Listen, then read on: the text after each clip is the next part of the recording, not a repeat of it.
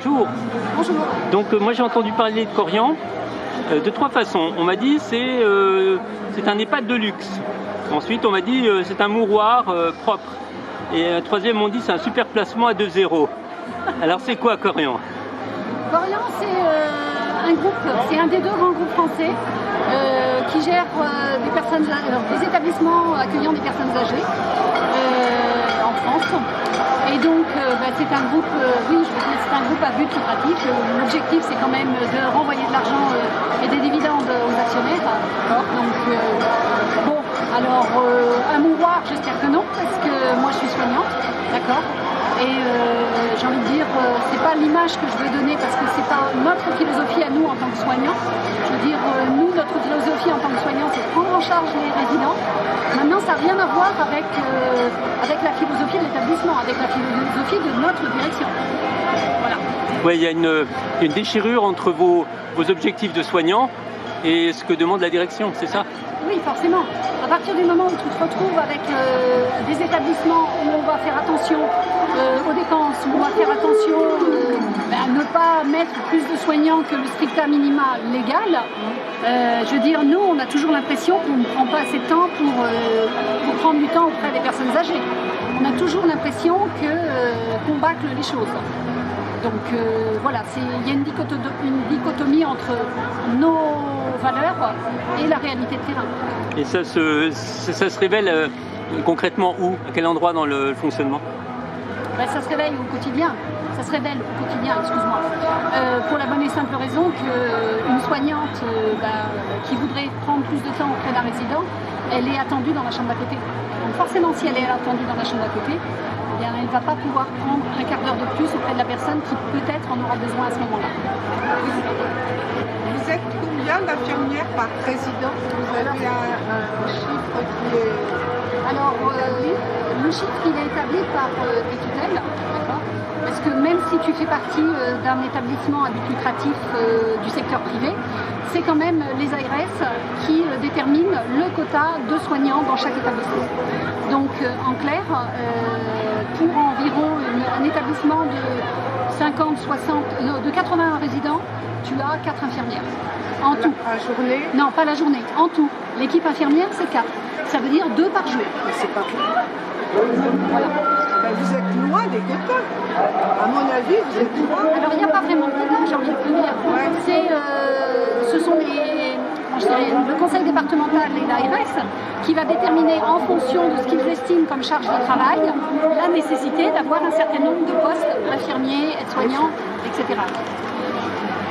Moi, ça me va. Et pour un prix de journée Alors, le prix de journée, il est entre 3 000 et 4 000 euros en moyenne. Mais on a des établissements dans le groupe, puisque moi, mon groupe, c'est 400 établissements, donc plus de 300 EHPAD. Et on a des établissements où le prix de le mois, c'est 6 000 euros. Alors, c'est pas prix de journée, c'est oui, le mois.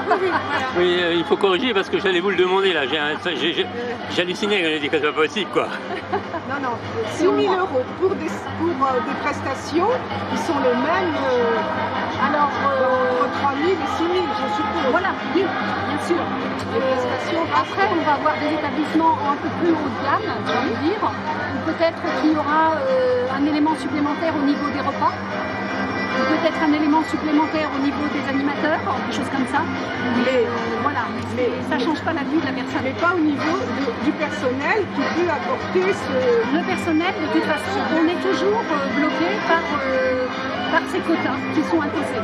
Alors j'ai envie de dire, ces quotas, ils sont imposés, c'est-à-dire ils sont donnés par l'État, quelque part, mais rien n'empêcherait notre employeur de financer sur ses propres deniers, parce que clairement, mon poste d'infirmière, parce que moi j'étais infirmière en poste, mon poste d'infirmière, il est entièrement payé par la RS. Il ne coûte rien à mon établissement. En plus, d'accord. Et les postes aides-soignants, les postes infirmiers, ce sont des postes qui sont entièrement pris en charge par le conseil départemental et l'ARS. Et votre lutte, elle a débuté quand? Parce que ça fait un moment que vous êtes en lutte à Korian.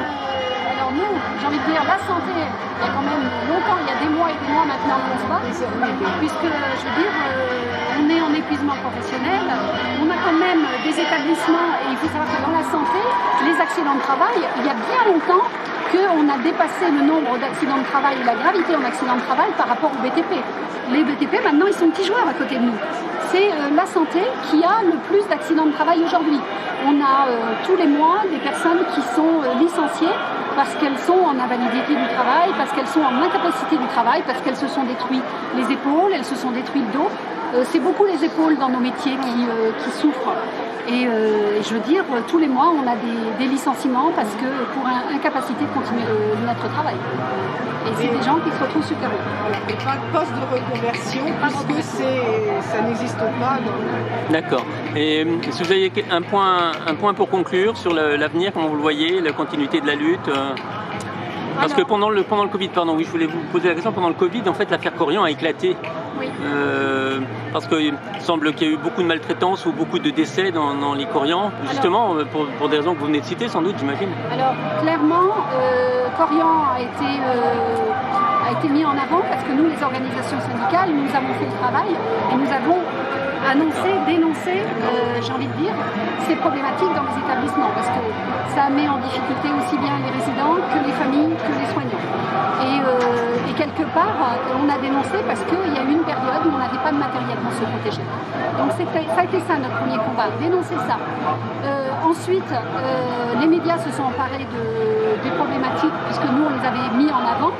Et j'ai envie de dire, ce qui fait que Corian a été mis en avant. Et nous, aujourd'hui, notre combat, j'ai envie de dire, si on a un combat interne chez Corian, c'est parce qu'aujourd'hui, notre employeur nous avait promis une prime maison et qu'aujourd'hui, il est en train d'utiliser la prime qu'a promis M. Véran pour les salariés du privé pour se rembourser de la prime que lui-même, que Corian avait promis pour ses salariés. Et ça, voilà, ça c'est la bataille chez Corian aujourd'hui.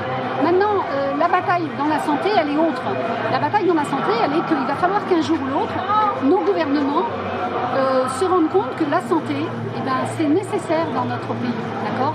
Et qu'on ne peut pas continuer à travailler dans les conditions dans lesquelles on travaille. Aujourd'hui, c'est impossible. On est tous en burn-out, on est tous épuisés, on est tous en train de se battre pour obtenir un petit peu plus et pour obtenir d'avoir des conditions décentes. Mais punaise, il faut se rendre compte que ces conditions que nous on réclame pas des conditions pour nous, on réclame des conditions pour les gens qu'on prend en charge. Donc en clair, nous ce qu'on demande, c'est que moi, le jour où je suis hospitalisée, l'hôpital existe encore, d'accord ? Que je puisse aller à l'hôpital privé ou public, que je puisse choisir. Aujourd'hui, on est en train de brader l'hôpital public, d'accord ? Mais moi, si je veux aller à l'hôpital public, pourquoi est-ce que je donnerais du fric à un médecin parce qu'il est dans le privé ? Je ne suis pas en accord avec ça. Ça veut dire qu'on a des gens qu'on ne va plus pouvoir soigner parce qu'ils n'auront pas les moyens d'aller dans le privé. Donc je pense que ça, c'est la bataille qu'on a à mener pour les années à venir. Merci.